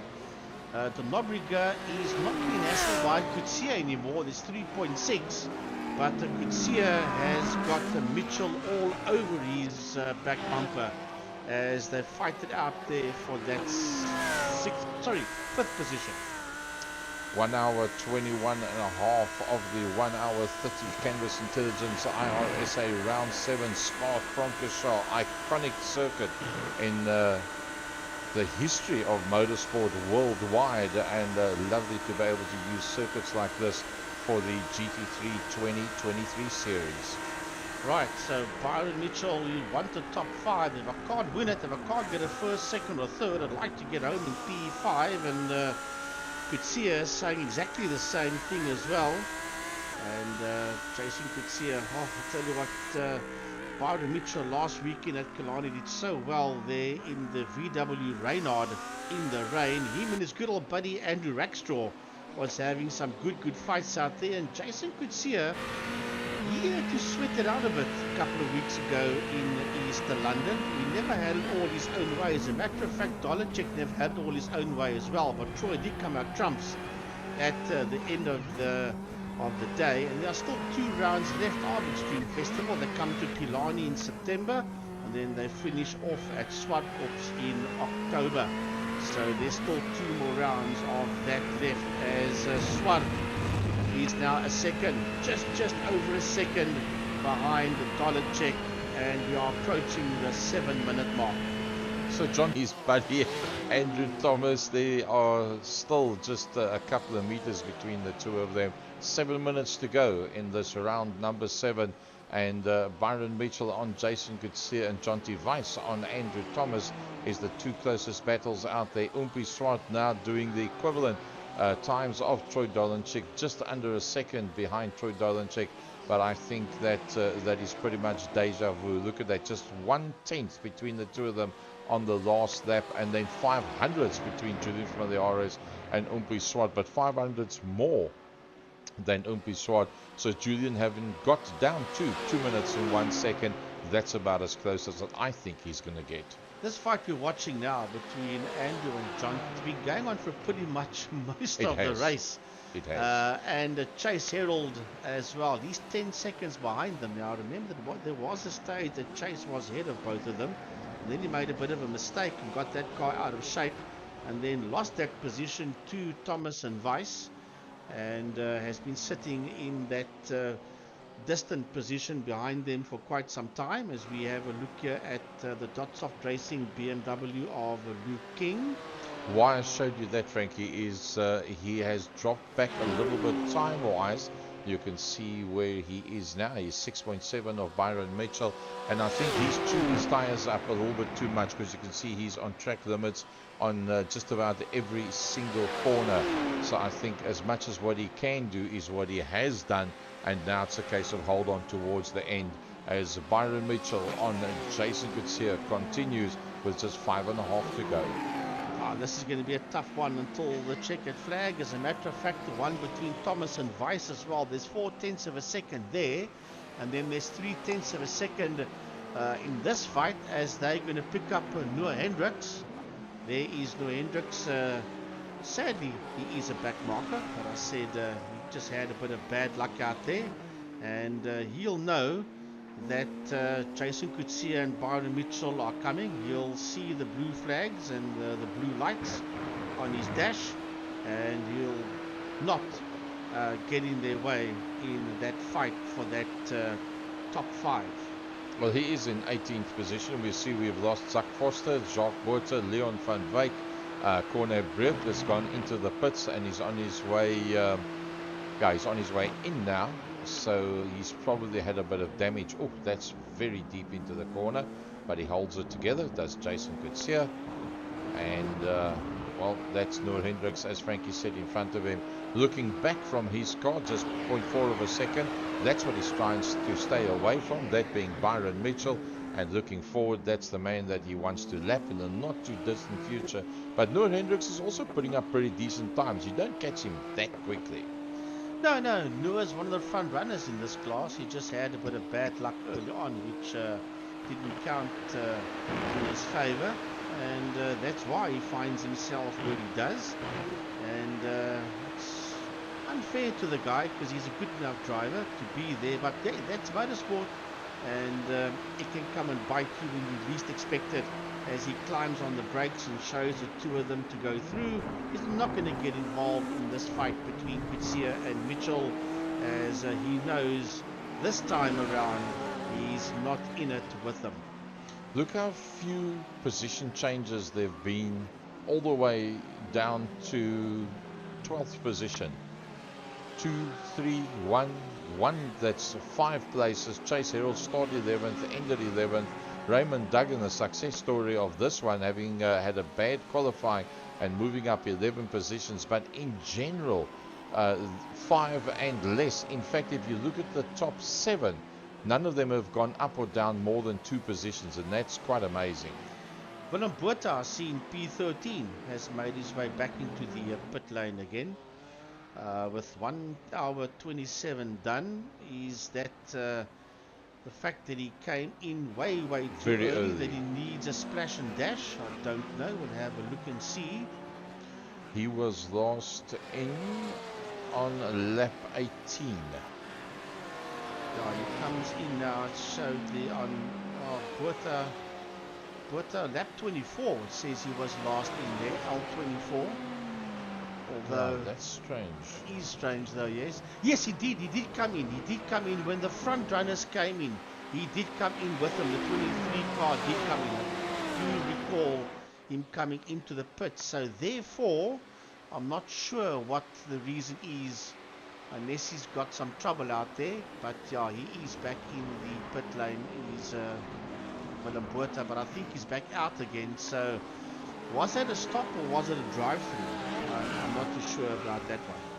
I don't believe the white flag came out when the leader Troy Dolenchik went across the line. No, I think it was they've still got time on the clock left. Well, that's 1.5 minutes, and yeah, I think he might have to do one more after this.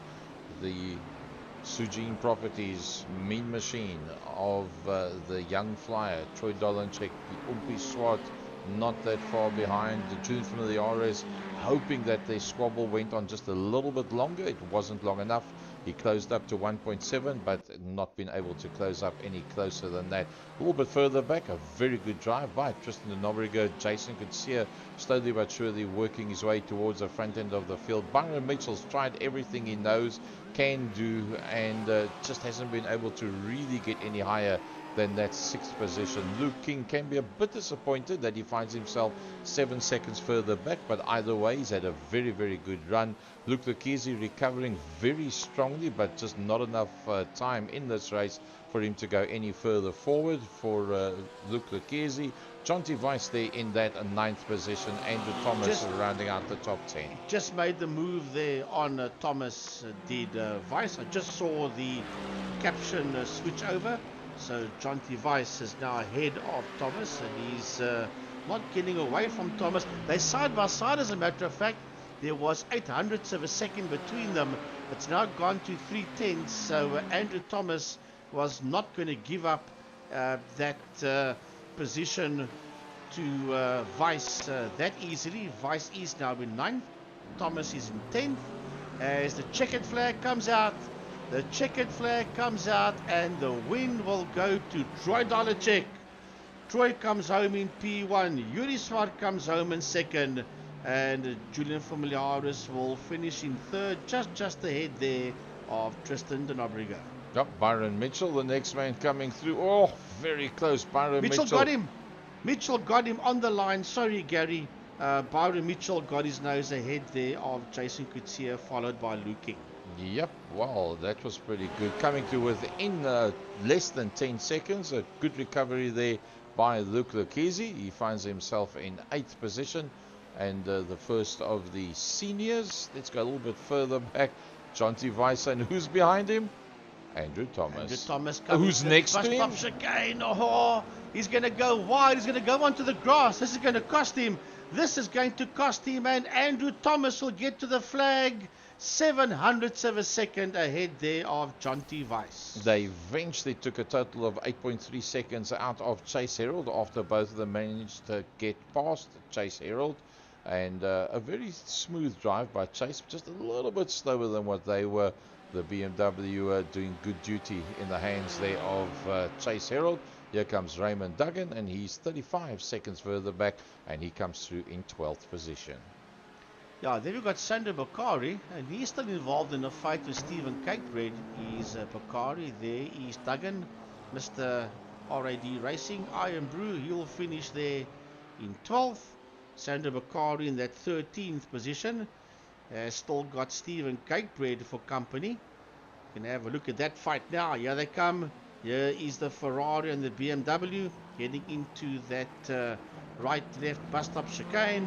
On the gas they go, and Sander Bakari will get to the flag ahead there of Stephen Cakebread, and it will be 9/10ths of a second between them. 2.4 seconds behind them in P15 will be Graham Stephen.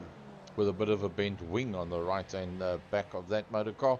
Villemboorte comes through, and then, wow, a man we hardly even mentioned today, JJ van der Merwe in the Bigfoot Mercedes-Benz. Yeah, and he's the last man on the lead lap. He's van der Merwe. Hendricks is the first man. You can see that car's broken. Down. Oh, a lot of damage on that car. And then Peter van der Spey finishes, but he's 4 laps behind the leader. Sure, that was very, very interesting stuff. A big thanks to Canvas Intelligence bringing us round number 7 from Spa-Francorchamps for the 2023 season of MSA iRSA GT3. Troy Dolenchik and Umpi Swart and Julian from the RS, eventually the only 3 that could break away from the rest of the pack. And it was an 8-car battle, which then became a 4-car battle, which eventually became a 3-car battle, and then eventually it was only Troy and Umpi. And for those of you that missed out on the earlier parts of the race, it all came down to the pit stop, and Umpi staying out there 1 lap later, and that's how he jumped to get to the front. Troy Dolenchik closing from 1.1 seconds down to the back bumper of Umpi Swart, and then putting the passing maneuver on him, and then taking 2.2 seconds out of him. Durant Motorsport coming up in 2nd and 3rd positions in this race. Frankie, driver of the day? I'd rather go for bad luck of the day. Driver of the day, I feel all of them. To choose a driver is not fair. I don't really like choosing driver of the day. I'd rather like to choose a guy that just didn't work out for him. And I think today my bad luck would go to Noah Hendricks. Yeah, Noah Hendricks, not where he would like to be. A bit of a bad luck there for Luke Lucchese. Just a smidgen off the pace, probably frustrated Byron Mitchell that he couldn't get just that little bit closer. Jason Coetzee just outside of the top 5, but either way, it was a brilliant MSA GT3 round number 7 for 2023 from Spa-Francorchamps, sponsored by Canvas Intelligence and commentated by the voice of West Bromwich Motorsport, Frankie Hennis, and myself, Gary Fleming, on behalf of Second Gear Productions. Frankie, you can close it off for us for the night. Yeah, well, first of all, looking forward to the Porsche Cup next week, Wednesday. But for this weekend, there is big racing at Aldous Krabanti. It is the SA Endurance Series there, and our Alert Engine Parts Volkswagen GTI Challenge drivers will be there. Gary and myself will also be there. And if you're in the Cape Town area, there is the Rock Karting National, as well as the WPMC All-Tar Rally. So enjoy the motorsport, support all the clubs all over the country, and we'll see you at a racetrack soon, or otherwise next week, Wednesday, for Porsche Cup. From myself, Frankie Ennis, for Gary Fleming, have a good week. Goodbye, everybody. iRacing is a sim racing game that combines a true-to-life racing experience with an online community of virtual racers from all around the globe. iRacing offers a multitude of officially licensed cars and tracks, laser scanned with millimeter accuracy. Their car models and mechanical systems are based on real-world physics, engineered in cooperation with manufacturers and race teams. Their skill license system ranges from rookie to pro, ensuring members are always pitted against those with similar skill sets. Members are able to sign up for a weekly race series, compete in time trials, host a private race with friends, and participate in racing leagues created and run by the community. With over 170,000 members, iRacing works in partnership with renowned motorsports organizations like NASCAR to deliver virtual races based on the real-life NASCAR Cup Series, as well as many other series on the NASCAR ladder. iRacing also features team racing, providing a variety of options for members to create and manage their own teams. Race with friends or real-world teammates in full-length endurance events like the 24 Hours of Daytona, Spa-24, or the Bathurst 12 Hour. Additional partners include IMSA, World of Outlaws, Supercars, and IndyCar, allowing members to race in their very own Indianapolis 500, Bathurst 1000, Chili Bowl, and many more iconic events. This is iRacing, delivering the most authentic racing experience short of getting into a real race car. Sign up today at iRacing.com.